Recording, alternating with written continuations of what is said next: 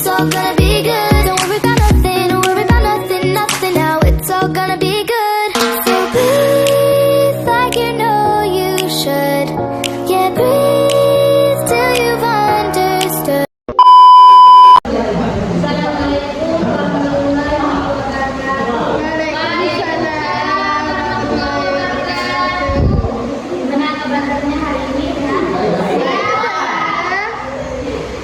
Baik, sebelum pelajaran kita mulai, kita berdoa dulu. Semoga ilmu yang kita pelajari hari ini bermanfaat. Berdoa mulai. Baik, langsung saja. Di sini kita akan membahas tentang akhlakul fikih. Kalau kita bicara tentang akhlak, sebenarnya kita bicara tentang bagaimana kualitas diri seseorang terlihat dalam kehidupan sehari-hari. Karena apa? Karena pada kenyataannya orang tidak hanya dinilai dari kepikirannya, tapi dari sifat dan perilakunya orang kita, tetapi tidak semuanya memiliki akhlak yang baik. Maka dalam Islam, ilmu dan akhlak harus berjalan bersamaan. Nah, pada materi kali ini kita akan mempelajari beberapa macam akhlak fikih yang sangat penting untuk diterapkan baik di sekolah, kemudian di rumah maupun di lingkungan masyarakat. Yang pertama di sini ada jujur. Jujur itu adalah berkata dan bertindak sesuai dengan kenyataan. Contohnya kayak tidak membuat alasan palsu kan. Kejujuran itu membangun kepercayaan. Kalau seseorang sesekali berkata jujur, kepercayaan orang tersebut bisa hilang. Makanya Rasulullah SAW mendapat gelar Al-Amin karena beliau dikenal sangat jujur. Bahkan sebelum beliau itu menjadi nabi.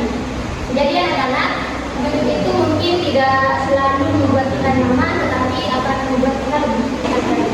Next, yang kedua amanah.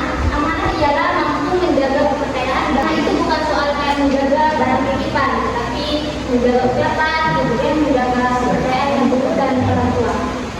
Contoh sederhana dari amanah itu ialah ketika diberi tugas kelompok, apakah mereka benar-benar bisa mengerjakan atau hanya meeting nama saja.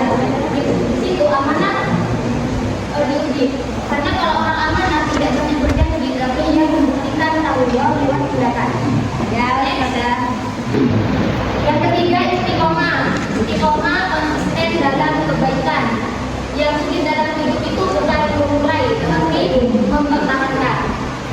Banyak orang yang semangat di awal kayak belajar saat sibuk saja, kemudian kalau ada masalah baru rajin ibadah. Kemudian tahu ada yang tahu apa? Tawadu rendah hati. Rendah hati tanpa merendahkan diri sendiri. Tidak boleh merasa dirinya paling benar, merasa dirinya paling pintar, terus tidak boleh merasa dirinya paling hebat dan meremehkan orang lain. Justru orang tawadu itu mau mendengarkan pendapat orang lain, kemudian menghargai temannya, terus sopan santun kepada gurunya. Sabar. Sabar adalah kemampuan mengendalikan diri ketika menghadapi masalah. Contohnya kayak tenang saat ada masalah, kemudian tidak marah. Ketika seseorang memperhatikan dengan dulu, kita tidak boleh membalasnya dengan kebencian.